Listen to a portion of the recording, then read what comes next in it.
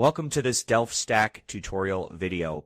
In today's tutorial, we will learn how to use drop-down questions in Google Forms.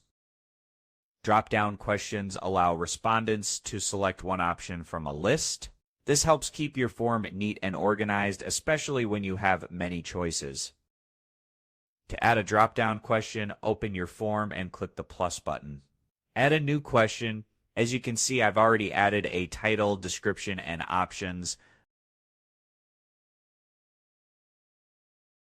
To change it to a drop-down, open the question type menu beside the question. Then select drop-down.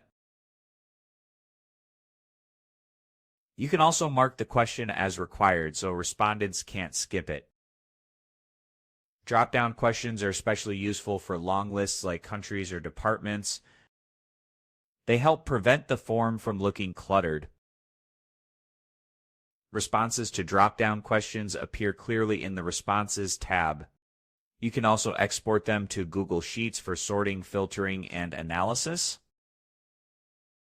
Drop-down questions allow respondents to select only one option, keeping forms easy to navigate. This is especially helpful when your form includes many choices. Thanks for watching, and don't forget to check out the next DelftStack tutorial videos.